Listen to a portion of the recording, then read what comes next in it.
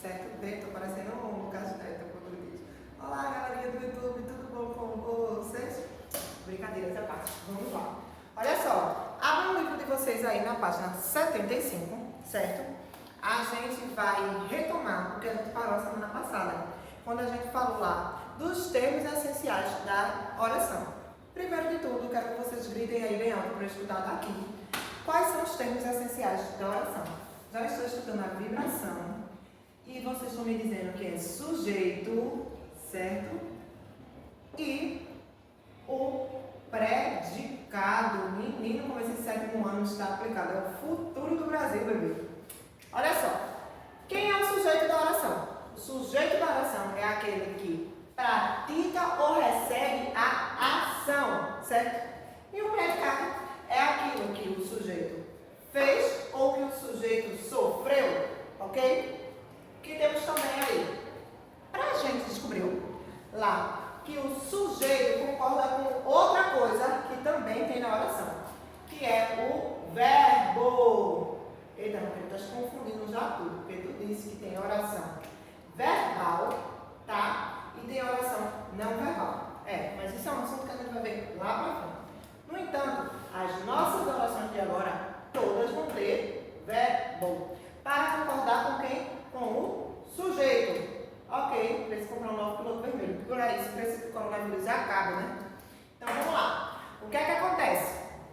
O sujeitinho, este ser, né, que sofre ou que recebe a ação, muito maravilhoso. Na página 75 aí do livro de vocês, ele vai estar em posições diferentes. E Valquíria já começasse a complicar.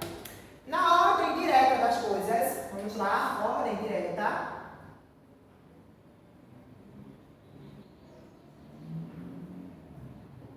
Esse sujeito vai aparecer assim: sujeito mais o predicado. Ai, que maravilha! Mas nem tudo na vida são flores. Vai ter a ordem inversa. Eita misericórdia. Que vai me dizer o seguinte, que pode aparecer assim: o predicado, o mais o sujeito, mais o predicado novamente. Certo, vez? É nisso que a gente vai se deter agora, a partir da página 75. Esse sujeito aqui pode aparecer de diferentes formas. Esse sujeito é um problema, viu? Ele vai estar, pode aparecer de forma simples, composta e, além do mais, indeterminada.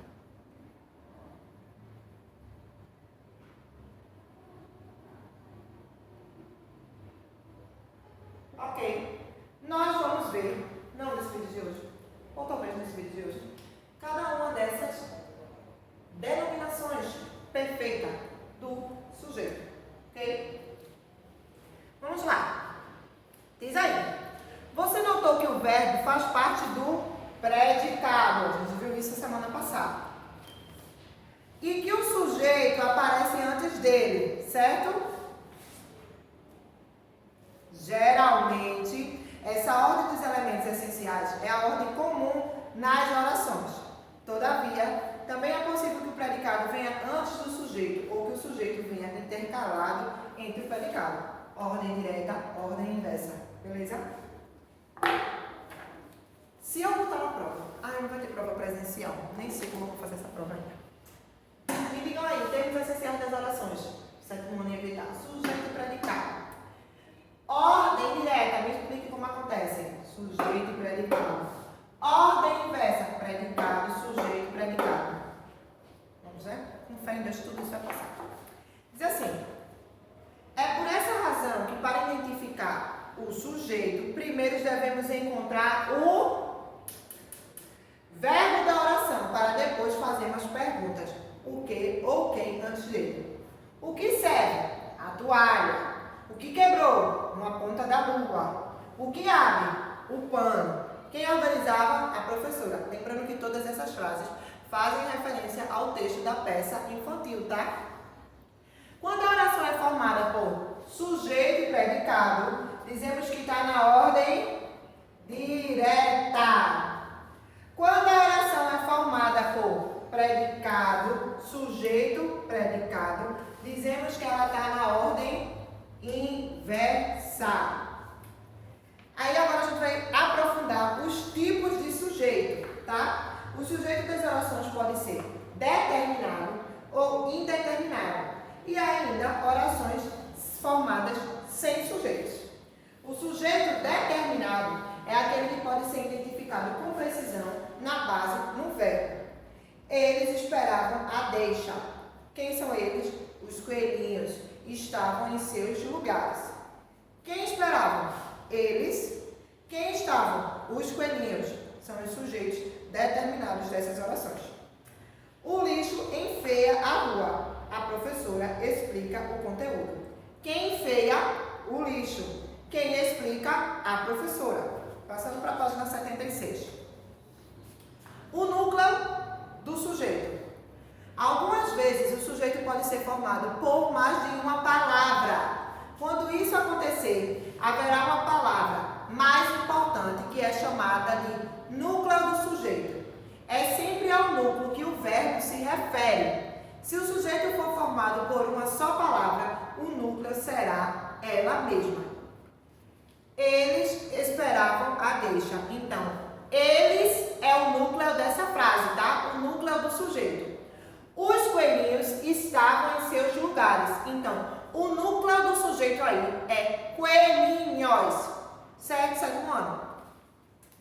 Quando o sujeito é determinado, aparece na oração e apresenta um só núcleo, ele é classificado como sujeito simples. Quando ele é determinado e apresenta um só núcleo. Determinado.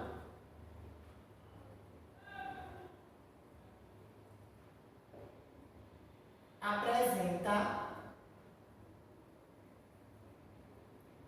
um só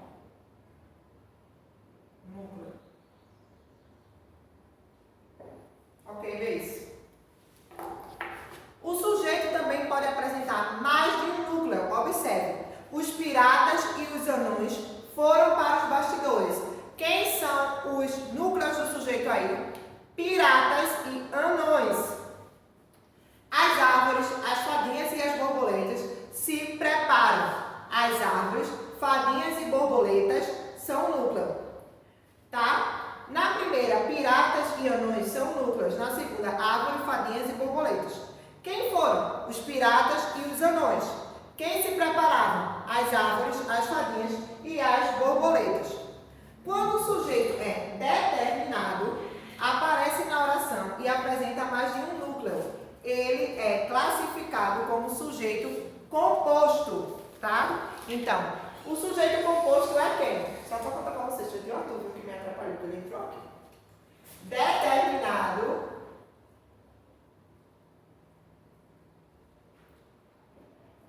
E apresenta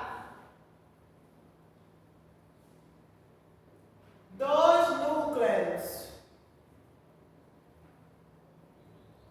Então, ele é um sujeito composto, certo? O núcleo do sujeito pode ser um substantivo, um pronome substantivo ou uma palavra substantivada. Veja estes exemplos. A professora desembaraça os véus. Quem é o núcleo do sujeito? Professora, que é um substantivo. Elas não voltavam do banheiro. Quem é o núcleo do sujeito? Elas, que é um pronome. Chorar não adianta. É um verbo com valor de substantivo, tá? Então, aí é uma palavra substantivada, que é o sujeito. Na 77 tem assim: o sujeito determinado pode também não aparecer na oração. Observe. Já chamei as fadinhas. Voltamos do banheiro. Identificados os verbos das duas orações, notamos que as informações que respondem à pergunta quem não aparecem na oração. Embora embora possamos identificá-las. Quando isso acontece, dizemos que o sujeito está implícito. Ele não aparece na oração, mas pode ser identificado pela terminação do verbo. Nos exemplos mencionados temos: chamei. Quem? Eu que chamei. Se eu estou dizendo, chamei a atenção do 7º ano. Voltamos. Quem? Nós. Nós voltamos do intervalo.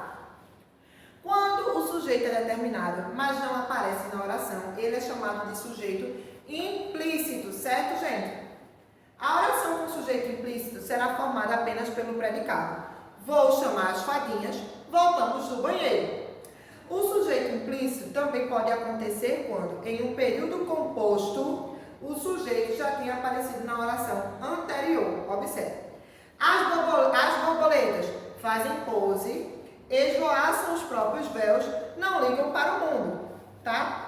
Nesse período, há 3 orações, portanto, devem apresentar 3 sujeitos. Quem faz as poses?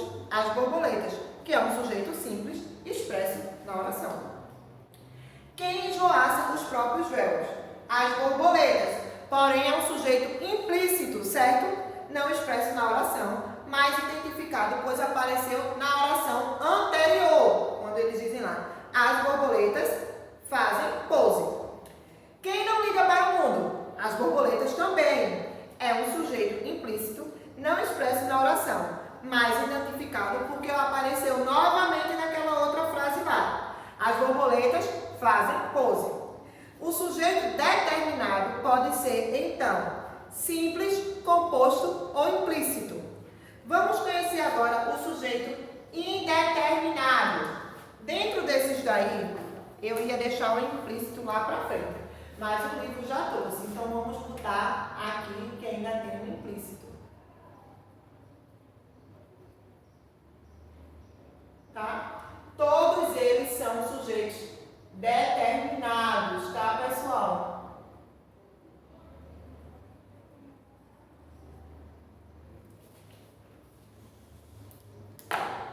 Aí agora a gente vai conhecer esse, então, aqui, que é o indeterminado.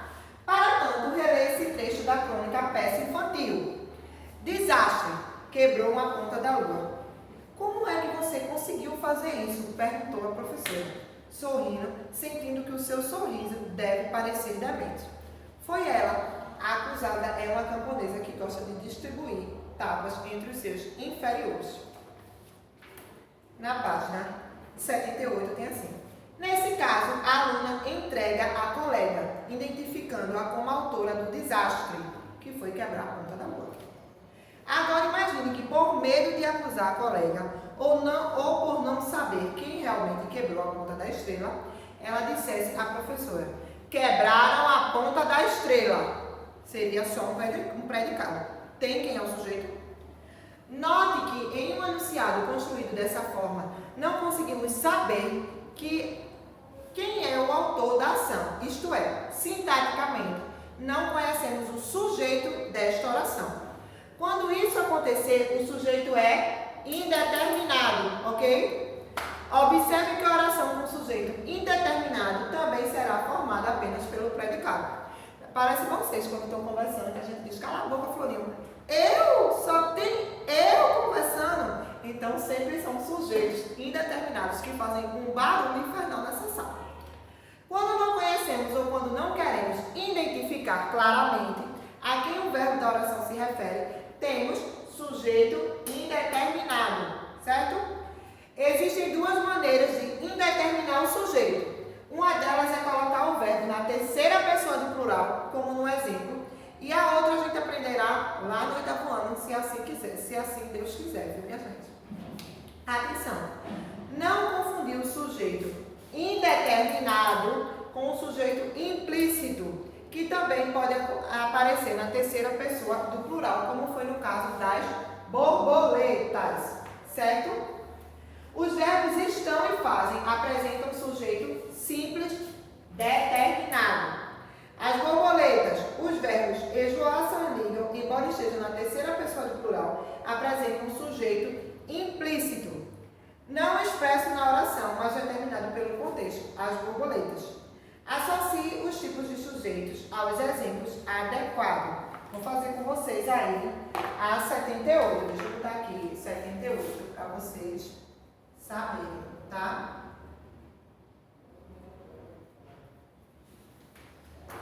Tem assim, ó. Letra A para sujeito simples, letra B para sujeito composto, letra C para sujeito implícito e letra D para sujeito indeterminado, tá?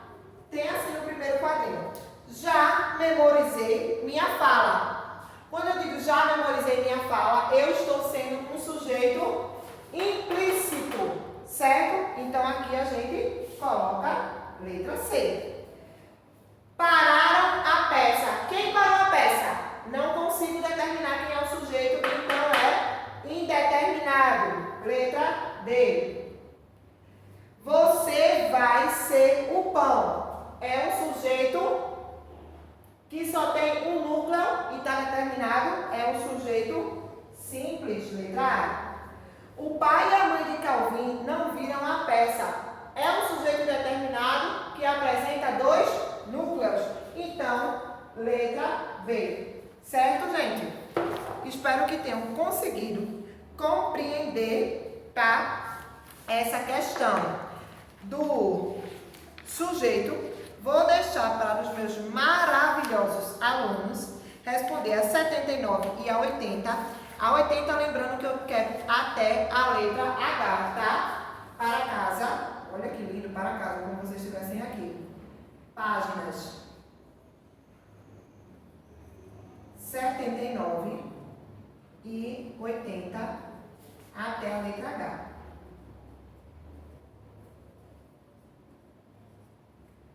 Morrendo de saudade do barulho que só vocês, sétimo ano, sabem fazer. Ok? Beijos e até a próxima aula.